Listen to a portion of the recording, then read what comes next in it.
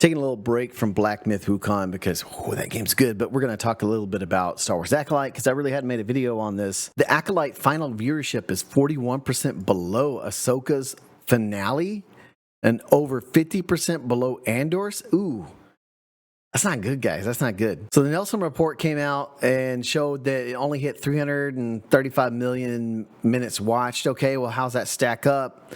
Well, as you can see here on the graph, man, the boys just absolutely killed it, #1 in streaming.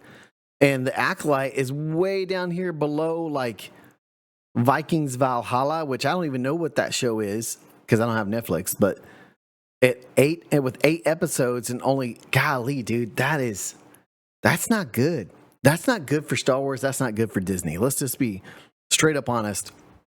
We need Star Wars to be good. Not so Kathleen Kennedy can retire, but just so we can have something fun to talk about again. I'm so tired of talking about how crappy the Acolyte is and the state of Star Wars and things like that. I want something fun to talk about again, like when we had The Mandalorian. Of note, the show's 2-episode premiere had 488 million minutes watched. That means that's a total minutes watched between 2-episode premiere and the final, and the season finale declined by over 30%. Yikes. So even it's saying here, even if you binge the whole thing, it's still less viewership than the first 2 premiere episodes, which is where they started to lose people, right? The first 2, you were kind of like, oh, maybe this could be interesting. But then when that 3rd episode hit, everybody was just like, peace.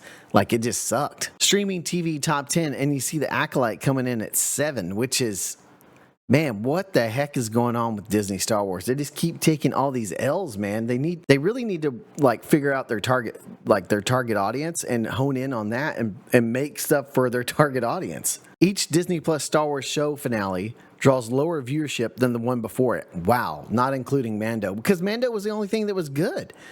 Like, it was the only thing that was really good, man.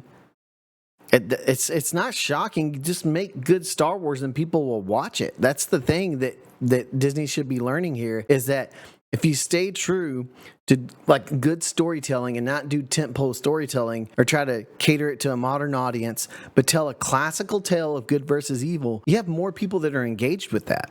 What that really tells me is a refusal by Kathleen Kennedy and those who are in charge to listen to fan feedback. If you just listen to your fans. And, you know, I see all these videos all the time on the internet. I'm just using my bro Bombastic here for an example. Great dude, good YouTuber, love his content. Not trying to single him out or anything like that. But he's talking about how Star Wars sucks, in his opinion, because of what he says is toxicity. What I had to comment was, some call it toxicity, while I call it fed up fans who are critical about something they love. Because let's be honest, guys, that's what it is. It's not, I mean, you're going to always have fringe people, right? You're always going to have people on the fringe that are always, like, heavy on the left or right side of whatever issue. But the people in the middle are the ones who suffer the most. And they're the ones that are critical of the show because it's something they love. If it's something you love, you're going to be critical about it because you want it to be successful. You want it to be good. And the problem with just dismissing criticism for the sake of, oh, well, you're a bigot or you're racist or you just hate Star Wars or you're just toxic, doesn't help. And that's why we keep having these cycles. And that's why you have things like this showing that the finales keep getting worse because they're not listening to feedback. I don't know, guys. I'm kind of glad that the Acolyte is not being renewed.